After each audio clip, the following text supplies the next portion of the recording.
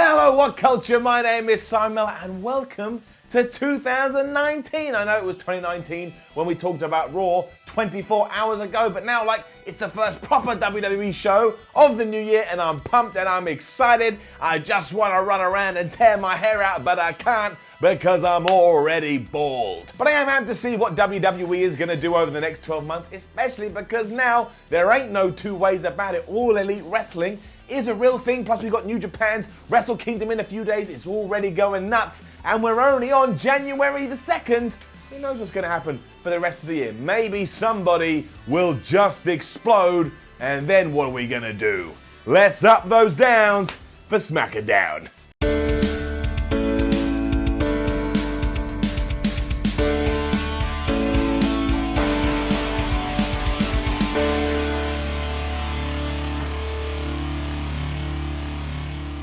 First thing we saw on SmackDown this week was a graphic letting us know that the main event of the evening was going to be a fatal five-way match and the winner was going to become the #1 contender for Daniel Bryan's World Championship at the Royal Rumble. Get it up. Not only that, but it will feature AJ Styles, Randy Orton, Rey Mysterio, Mustafa Ali, and whoever wins between Samoa Joe and Jeff Hardy. Take a brush, stick it up your chimney, because who on earth doesn't want to see that? While that brushes up your chimney, make sure you're clean. I'm being literal here. Then the New Day came out to welcome us to this brand new year. And not only did they do Steiner Mass, not only did they announce that they will be in the Royal Rumble, not only did they say that they will win said Rumble and become the United World Champion or Universal Champion, but Big E did all of this while dressed as a giant baby. Getting up. They also mocked Brock Lesnar for never turning up for his job, and it was weird this, because at first I was like, man, I don't want to see more New Day shtick. It feels a little bit old and maybe we should do something new. And then by the end of it, I was chuckling away to myself. So clearly, I'm a moron. And also, it seems that maybe Xavier Woods, Big E, and Kofi Kingston have retired their pancake gimmick, or at least that's what they teased. But saying that throughout the time they were saying it, Big E was just eating pancakes. He even reached into his diaper and threw one of those sugary treats out to the audience. And if you are that audience member and you ate it, I fear for your soul. Eventually this led to them introducing Jeff Hardy for his match against Samoa Joe, and this was entertaining, if not a little bit empty. But again, we got Scott Steiner maths on SmackDown. That made it alright for me. That of course meant it was time to find out who was going to be joining the fatal five-way match. Was it going to be Jeff Hardy or was it going to be Samoa Joe?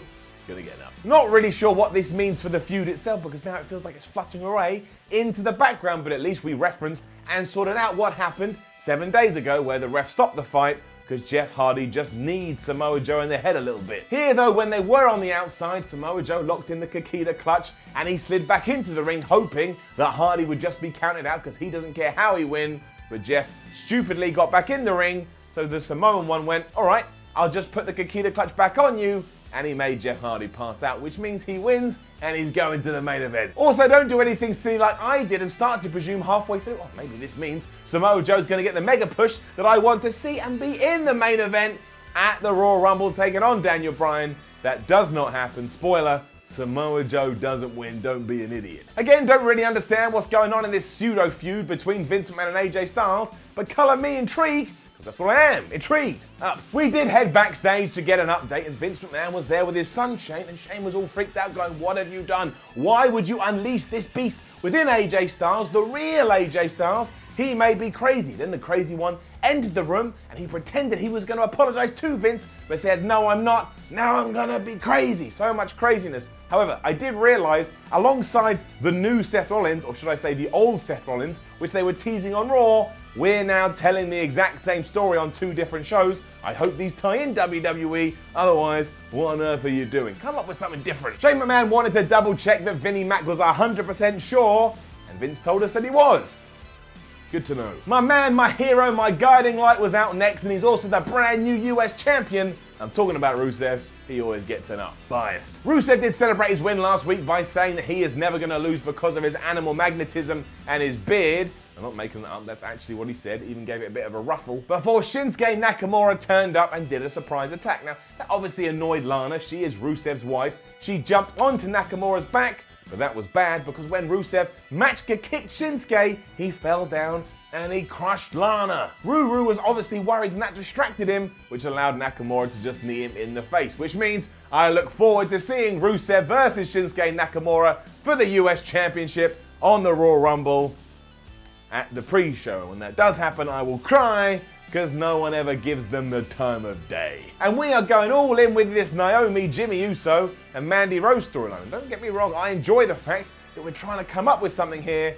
I just don't happen to enjoy this particular narrative. It is getting it down. And it may start all clicking into gears in a few weeks, but here we were teased to have a match between Mandy Rose and Naomi, but that didn't happen because Sonya Deville just interrupted, and it was said, oh, now she can have the match just because Mandy Rose revealed herself to be wearing an Usos t-shirt. Now, given that this is, the era of the McMahons being back in power, who sanctioned that? This did help Mandy though, because she had other plans. Halfway through the match, she got on the microphone and said, Naomi, look what I sent to your husband this week.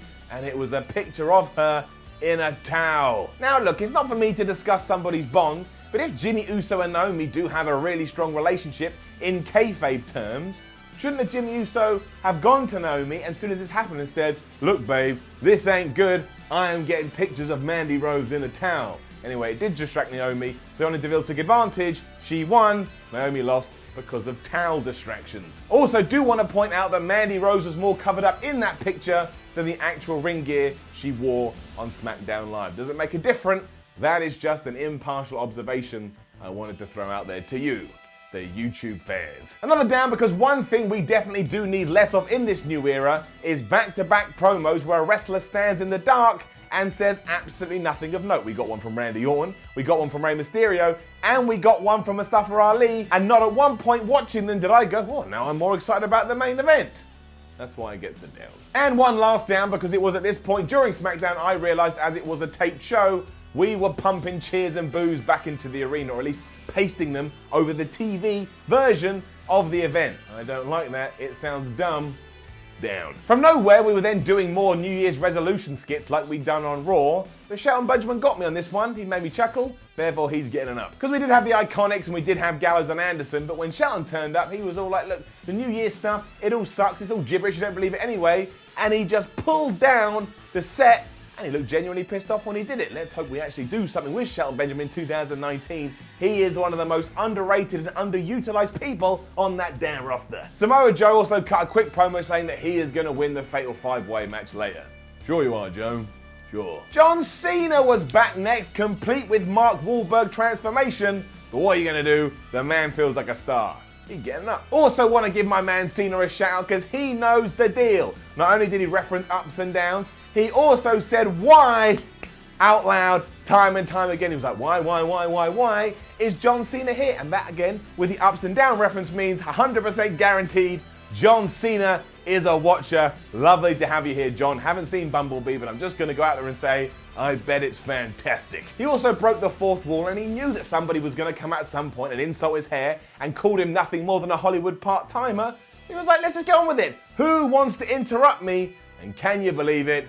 It was Becky Lynch. That was a nice twist, especially because Becky had an actual reason for being out there. She said in 2018, not only was I gunning for Charlotte, but I was also gunning for you, John Cena, because I want to be front and center of those posters, and you've been there for around about 792 years, which is accurate. She also said that if John has a problem with that, Nikki Bella won't be the only woman to drop him recently, and somebody come in here with a bucket of water because it's on fire. Hilariously, then Zelina Vega and Andrade Cien Almas came up, but they had some good lines too, because they said all I see is an old face, John Cena, and a broken face, Becky Lynch, and that 2019 was the year of Tranquilo. And that has as much weight as Samoa Joe winning the main event. I hope I'm wrong, but look at the evidence. Either way, we got an impromptu fight here because John Cena said stop your yapping and let's have a mixed tag team match. Again, unexpected. Getting up. Almas and Zelina Vega did lose, and mostly the focus of this entire bout was on Becky Lynch. At one point when Andrade got tagged in, Becky didn't want to leave despite the rules saying that men have to fight men and women have to fight women. And at the end of the scrap, she threw John Cena out the ring because she wanted to lock on the disarmer onto Zelina Vega and technically got the win in spite of the 16, 17, 18, 19, 242 World Time Champion. All this really did was signify that Becky Lynch is going to be a big star, and it was just a great little segment all around. I don't think John Cena is back for that long, so he wanted to give the rub to somebody, and he chose Lynch, and it absolutely worked, especially because after this, he went to shake her hand, and Lynch gave the old, "You can't see me." Becky Lynch once again wins SmackDown Live. The weirdness with the Miz and Shane McMahon continued next, and look, if you were expecting anything serious, forget about it, but I will say this, it turned a corner with me. I haven't really appreciated it the last few weeks, but here, it absolutely did. There's that finger, getting up. Basically, Shane was in the middle of a meeting when the Miz did bust in because he wanted to show costumes and ring attire to Shane McMahon because, you know, they're a tag team now. They need to look the same. As McMahon noted on one of the slides, the A-lister had used Goldberg's body to represent Shane, and I have no idea what that's about, but I'll ask my dad later when I see Bill for dinner. And Shane O'Mac used that as a distraction to sneak away from the Miz, and I guess continue this whole will they, won't they, even though Shane has said that they will storyline. In short, I have absolutely no idea where this is going. Madness. Also had a backstage segment with Asuka and Triple H, and knowing everything we do know about NXT, it was all nice, warm and fuzzy.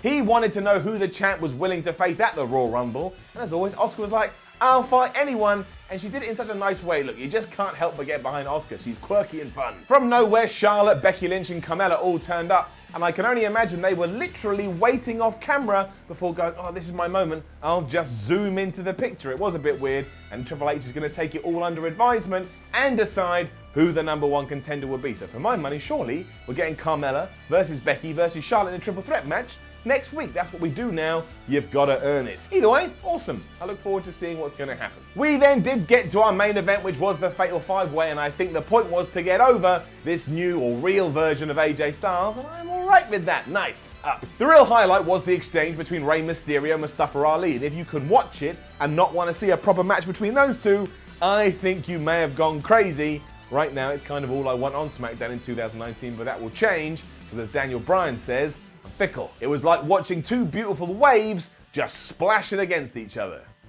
Whatever that means. Like I say, though, this was all about AJ because throughout all the fracas, and believe you me, there was a lot of fracas, including a really badass bit where Samoa Joe and Randy Orton teamed up to throw people through tables. I like that a lot, and I want to see them as a tag team. Styles did hit the springboard 450 onto Randy Orton. 1, 2, 3. He's your new number one contender, and he has now earned his right at the World Championship, and he will face Daniel Bryan at the Royal Rumble. And I think this is interesting. Why? Because he did pin the Viper. He did pin Mr. RKO, and there's been all these rumors in the air that maybe at WrestleMania we do a match between AJ Styles and Randy Orton, and if you want to start that program off by having Orton interfere at the Rumble main event, or at least the championship match, and cost Styles his opportunity, I don't think that's bad booking at all. So we may be in 2019, but SmackDown continues to just be a very enjoyable wrestling show. And if you didn't see last week, it even beat Raw in the ratings. And ratings don't really mean much at the moment because it is the end of the year / start of a new one. It's next week in 7 days when we can see how this new era is playing out. But right now, I'm a happy bunny in a wonderful field. Wrestling's all right with me. Now, don't forget to leave a comment below and let us know what you thought about last night's SmackDown. Like, share, and subscribe. Head over to WhatCulture.com, it's over here, and read yourself some articles. Then go back this way, follow WhatCulture on Twitter at WhatCulture WWE, and you're already here. You're already chilled out. You're already having a good time. Go and watch some more videos on WhatCulture Wrestling. My name is Simon from WhatCulture. Thank you very much for watching. And set your clocks, set your watches, set your Google Home Hub, set your Alexas. Friday, Wrestle Kingdom 13. We're going to up those downs. Maybe even if you never watched New Japan before, you can use this as a stepping on point, and that can be your New Year's resolution. Watch more New Japan or watch more non-WWE wrestling in 2019. You don't have to. You do whatever it is that you want to do. Do whatever it is that makes you happy. Live your dreams. Go and kick all the asses. Thanks for watching. I'll see you soon.